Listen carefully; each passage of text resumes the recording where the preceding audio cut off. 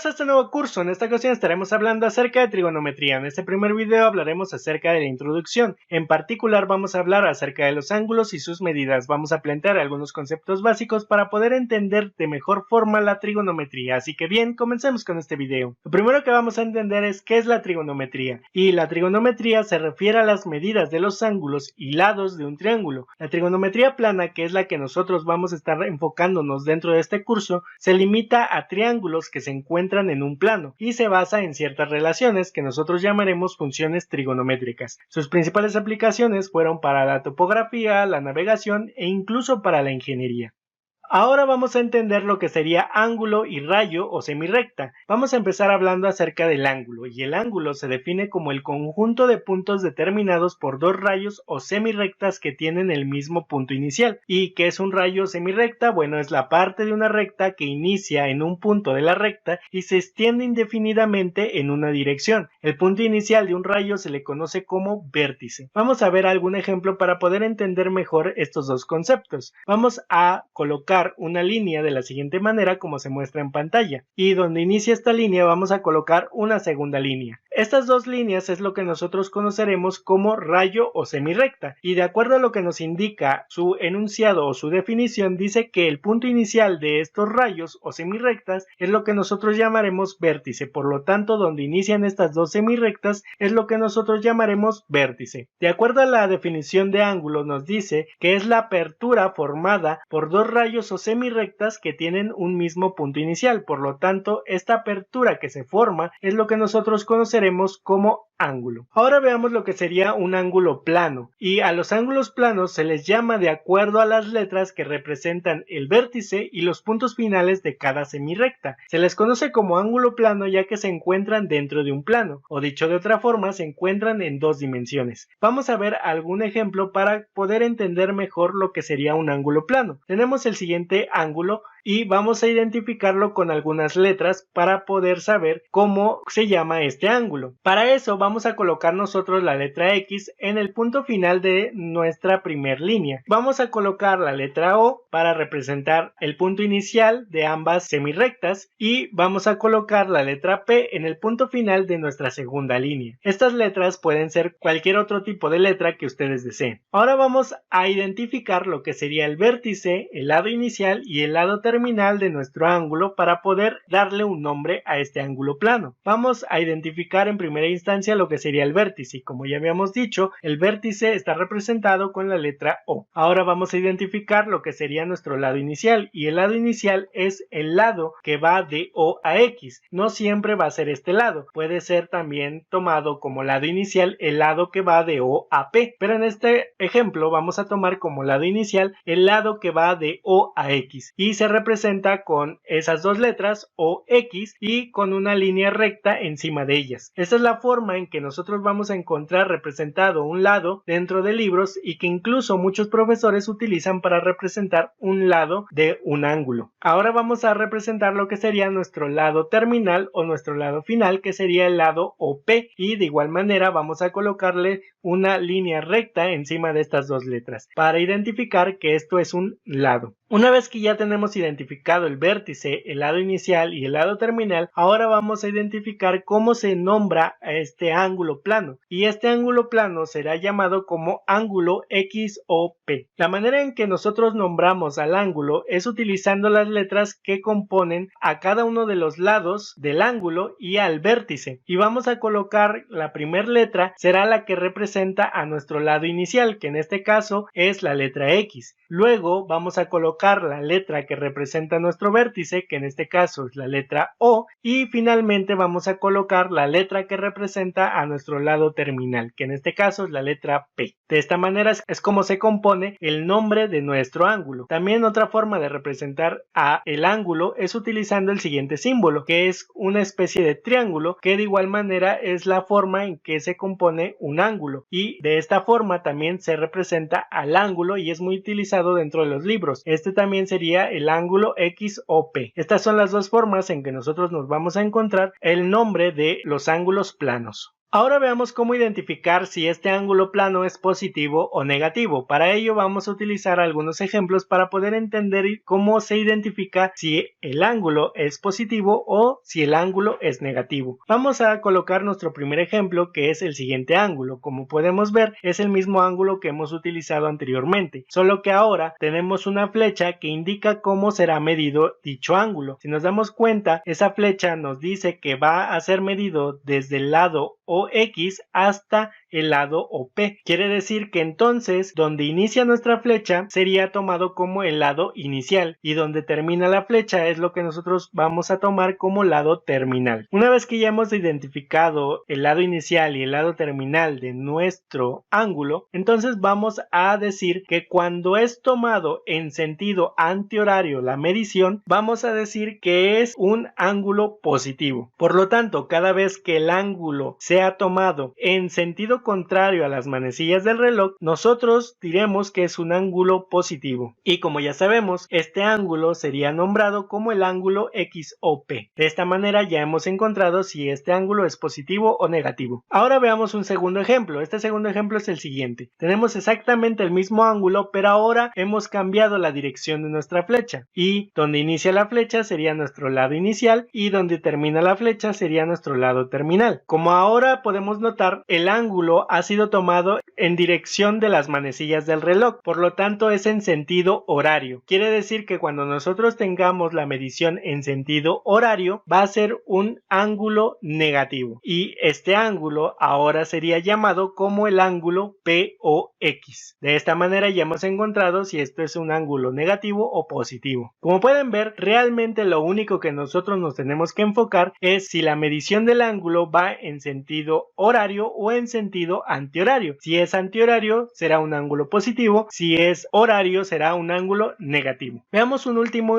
ejemplo para darnos cuenta que no importa cómo sea la medición de nuestro ángulo, lo único que importa es la dirección, si va en sentido horario o en sentido antihorario. Tenemos el siguiente ángulo y este ángulo ha sido tomado de la siguiente manera. Donde inicia nuestra flecha sabemos que sería el lado inicial y donde termina la flecha sería el lado terminal. Por lo tanto, podemos deducir que este sentido es sentido antihorario. Por tal razón, sabemos que es un ángulo positivo. Y de acuerdo a lo que sería el lado inicial y el lado terminal de nuestro ángulo, sabemos que este ángulo se llama ángulo XOP. De esta manera ya hemos encontrado si este ángulo es positivo o negativo. Ahora pasemos a ver lo que sería la forma estándar y ángulo cuadrantal. Vamos a empezar hablando acerca de la forma estándar. Y la forma estándar se dice que un ángulo está en posición estándar si su vértice se encuentra en el origen de un sistema de coordenadas rectangulares y su lado inicial coincide con el eje X. Vamos a ver un ejemplo para entender esto.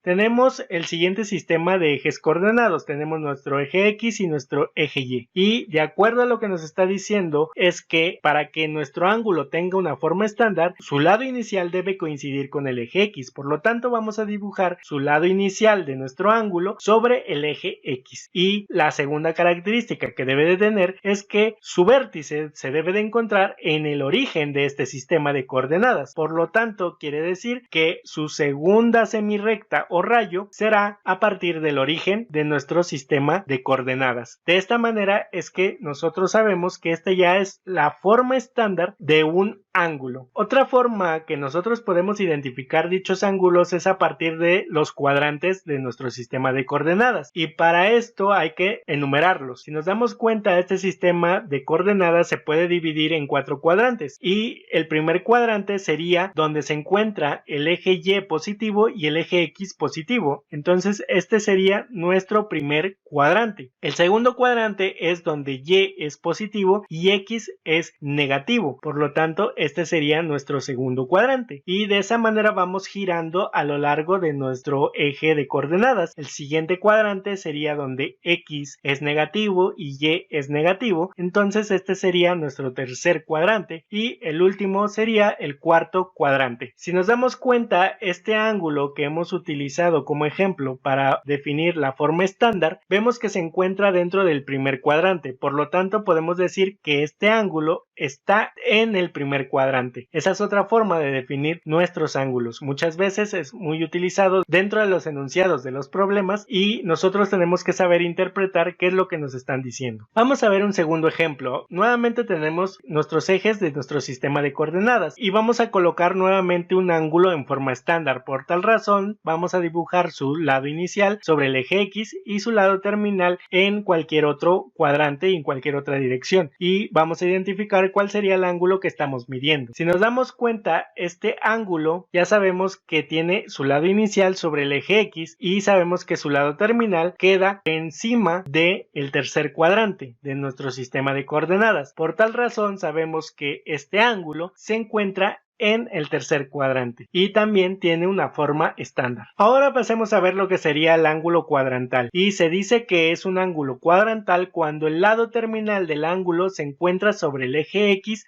o sobre el eje Y. Veamos algunos ejemplos para poder entender mejor esta definición. Vamos a colocar nuevamente un sistema de ejes coordenados y vamos a colocar nuestro lado inicial del ángulo sobre el eje X como ya lo habíamos hecho anteriormente, pero ahora el lado terminal lo vamos a colocar sobre el eje Y positivo. Como podemos darnos cuenta, tenemos este ángulo y este ángulo está cumpliendo con las características que nos dice que debe de tener un ángulo cuadrantal, ya que ambos lados de nuestro ángulo se encuentran sobre los ejes o X o Y y por lo tanto sabemos que este ángulo es un ángulo cuadrantal porque su lado inicial se encuentra sobre el eje X y su lado terminal sobre el eje Y. Ahora pasemos a ver un segundo ejemplo. Tenemos nuevamente nuestro sistema de ejes coordenados y nuevamente vamos a colocar su primer semirrecta sobre el eje X y ahora vamos a colocar la segunda semirrecta sobre el mismo eje X pero en sentido contrario. Si nos damos cuenta, este ángulo que se está formando también sería un ángulo cuadrantal, ya que cumple con las características que nos dice el enunciado, ya que el lado inicial se encuentra sobre el eje X y el lado terminal también se encuentra sobre el eje X. Por lo tanto, este también es un ángulo cuadrantal. Ahora veamos la forma en que se realiza la medición de ángulos. La primera medición y la más utilizada es a partir de los grados. Se define como la medida central del ángulo subtendido por un arco de círculo igual a 1 sobre 360 de la circunferencia de un círculo y su símbolo es un círculo pequeño en la parte superior de los números, como se muestra en pantalla. Vamos a ver un ejemplo para entender cómo realizar la medición de ángulos. Para esto vamos a utilizar el siguiente ángulo. Este ángulo nosotros podemos realizar la medición a partir de un transportador y este ángulo nosotros sabemos que se llama el ángulo X o P. Si nosotros utilizamos el transportador para medir dicho ángulo, nosotros debemos colocarlo el centro de nuestro transportador en el vértice que se forma para este ángulo y vamos a colocar el punto 0 sobre nuestra semirrecta o lado inicial y el lado terminal es el que nos va a definir cuánto mide nuestro ángulo y de acuerdo a lo que nos indica nuestro transportador, en este ejemplo nos dice que el ángulo X o P es igual a 30 grados. De esta manera es como realizamos la medición de nuestros ángulos en grados. Ahora veamos otra forma de medición de ángulos y para esta segunda forma es en grados, minutos y segundos. Un minuto siempre se representa con una comilla simple y es igual a 1 sobre 60 de un grado y un segundo se representa con dos comillas y es igual a 1 sobre 60 minutos o a 1 sobre 3600 grados. Vamos a ver un ejemplo para entenderlo de la mejor forma. El siguiente ángulo es el mismo que teníamos anteriormente, pero vamos a decir que este ángulo ya lo hemos calculado o medido y nos da como resultado que el ángulo X o P mide 37.43 grados. Este sería nuestro resultado en grados, pero ahora a partir de este resultado vamos a medirlo en grados, minutos y segundos. Para ello vamos a tener que realizar algunas operaciones, pero estas operaciones resultan ser bastante sencillas. Vamos a tomar únicamente el entero de esta cantidad de grados, que sería 37 grados, y vamos a colocarlo como 37 grados. Y el punto decimal, que sería .43, lo vamos a multiplicar por 60 minutos. Vamos a realizar entonces entonces la multiplicación de 0.43 por 60 y obtendríamos 25.8. Por lo tanto, esto es igual a 37 grados 25.8 minutos. Vamos a realizar exactamente el mismo procedimiento. Vamos a dejar únicamente el entero, que en este caso sería 25, para representar a los minutos, y el punto decimal, que en este caso es 0.8, lo vamos a volver a multiplicar por 60, pero en este caso serán 60 segundos. Y nuevamente realizamos la operación de 0.8 por 60 y eso nos da igual a 48 segundos. Entonces podemos decir que como resultado final tenemos 37 grados, 25 minutos, 48 segundos. Y de esta manera ya hemos sacado la equivalencia de grados a grados, minutos y segundos. Esta es la segunda forma en que nosotros podemos realizar la medición de ángulos. Si se dan cuenta, resulta bastante sencillo. Lo único que hay que tomar es la cantidad a partir del punto decimal e irlo multiplicando por 60. Ahora veamos otra forma en que también se pueden realizar la medición de ángulos, y eso es con los radianes. Se define como la medida central subtendido por un arco de un círculo igual al radio del círculo. Veamos un ejemplo. Para esto, nosotros tenemos que definir algunas equivalencias, ya que sería la forma más fácil para poder convertir de grados a radianes o de radianes a grados. Vamos a definir la siguiente equivalencia. Decimos que un radio es igual a 180 grados sobre pi, y si nosotros realizamos esa operación va a ser igual a 57.296 grados, y si nosotros convertimos esos grados a grados, minutos y segundos, sería igual a 57 grados 17 minutos 45 segundos, y esto lo hemos obtenido como ya mostramos hace unos instantes. La siguiente equivalencia que nosotros tenemos que tomar en consideración es la siguiente. Un grado es igual a pi sobre 180 radianes, y si nosotros realizamos esta operación, eso nos va a dar igual a 0.017453 radianes. Estas dos equivalencias son las que nosotros estaremos utilizando para convertir de radianes a grados o de grados a radianes. Para obtener estos resultados, nosotros hemos considerado a pi como 3.14159. Si nosotros lo redondeamos a 3.1416 o incluso a 3.14 únicamente, vamos a obtener resultados diferentes para estas equivalencias, pero de igual manera serían correctos. Entonces vamos a tomar estas equivalencias para poder convertir de grados a radianes o viceversa, de radianes a grados. Vamos a ver un ejemplo de cómo se realizaría esto. Tenemos el siguiente resultado, que sería nuestro ángulo anterior, que habíamos dicho que mide 37.43 grados. Vamos a convertir esta medición ahora en radianes, y para hacerlo únicamente sería suficiente multiplicar 37.43 por 0.017453 radianes, que es lo que nos está indicando que equivale un grado a radianes de acuerdo a lo que hemos mencionado en nuestras equivalencias. Si nosotros realizamos esta multiplicación, obtendríamos como resultado 0.6532 radianes. De esta manera tan simple hemos encontrado ya la medición de este ángulo en radianes. Ahora pasemos a ver algunos tipos de ángulos, que sería la terminología que estaremos utilizando a lo largo de este curso. El primer tipo de ángulo que nos vamos a encontrar sería el ángulo recto, y es un ángulo que mide 90 grados y que corresponde a un cuarto de vuelta y se representa por el símbolo que vemos en pantalla, que es la forma de un ángulo, pero que es la forma específica cuando el ángulo mide 90 grados. Cuando nosotros veamos este símbolo, nos está indicando que este es un ángulo recto. Este símbolo es muy utilizado en muchos problemas de este estilo. Otro tipo de ángulo que también nos vamos a encontrar sería el ángulo llano, y este es un ángulo que mide 180 grados y que corresponde a media vuelta. Vamos a ver algunos ejemplos para poder identificar el ángulo recto y el ángulo llano de forma más gráfica. Vamos a colocar nuestro sistema de coordenadas y dentro de él vamos a colocar nuestro siguiente ángulo. Colocamos la semirrecta sobre el eje X para representar la forma estándar y colocamos la segunda semirrecta sobre el eje Y. Si nos damos cuenta, esto corresponde a un tema que ya hablamos hace unos instantes, y este sería un ángulo cuadrantal, como ya sabemos, pero este ángulo que se mide de esta forma sería un ángulo recto, ya que sería un ángulo que mide 90 grados. Por lo tanto, sabemos que un ángulo recto también es un ángulo cuadrantal. Ahora veamos lo que sería un ejemplo para el ángulo llano. Nuevamente colocamos nuestro sistema de coordenadas y colocamos nuevamente el lado inicial sobre el eje X para representar la forma estándar, y colocamos la segunda semirrecta hacia el lado contrario sobre el eje X, y este ángulo que se forma entre estas dos semirrectas es lo que nosotros conoceremos como ángulo llano. llano, ya que este es un ángulo que mide 180 grados. Por lo tanto, podemos ver que el ángulo llano también es un ángulo cuadrantal. Ahora veamos algunos otros tipos de ángulos. Para ello vamos a utilizar la siguiente tabla que se muestra en pantalla. Vemos que tenemos lo que sería un ángulo agudo, y para que un ángulo sea agudo, su ángulo debe de medir más de 0 grados, pero menos de 90 grados. También tenemos lo que sería el ángulo obtuso. Para el ángulo obtuso, su ángulo debe de medir más de 90 grados, pero menos de 180 grados. De igual manera, también tenemos ángulos complementarios, que en esta ocasión las hemos representado con la letra alfa y la letra beta, pero pueden ser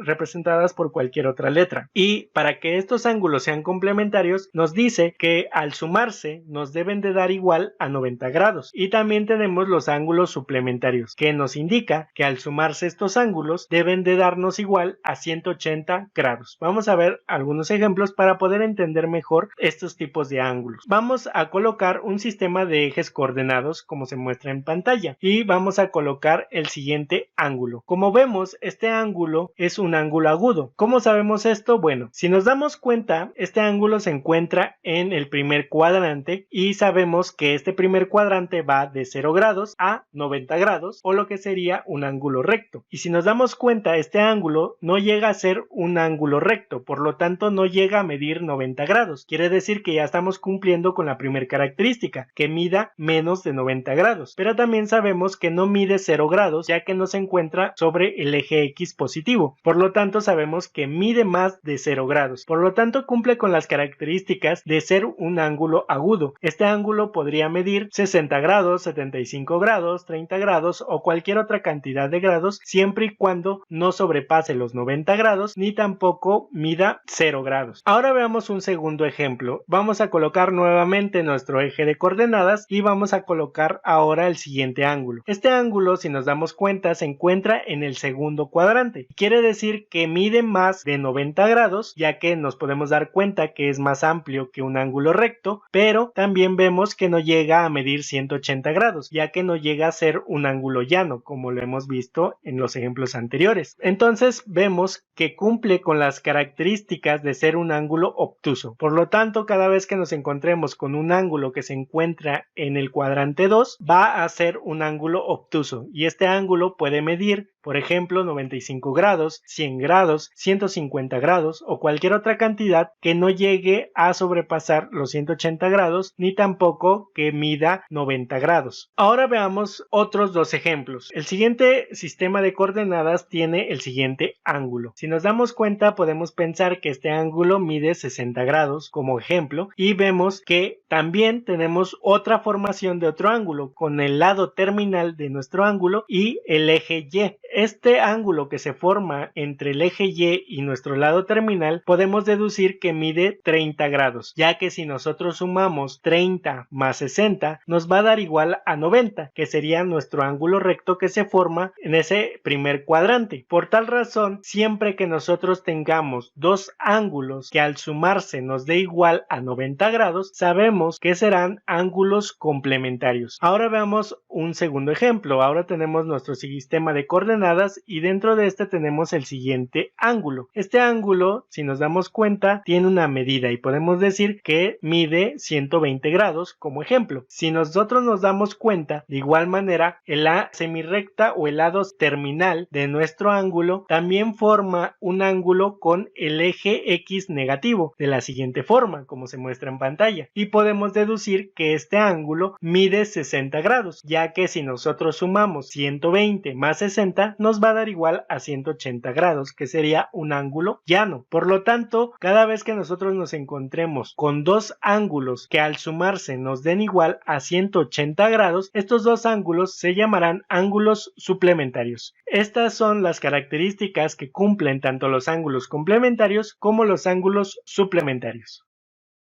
Y bueno, hasta que hemos llegado a este nuevo video, les recuerdo que se suscriban si aún no lo han hecho y que activen la campanita de notificaciones para que YouTube les avise cada vez que subamos nuevo video. Regálenos un like si el contenido del video les ha sido de utilidad y compartan con todos sus amigos. Síganos en nuestras redes sociales de Facebook y Twitter. Por el momento ha sido todo y nos vemos hasta el próximo video.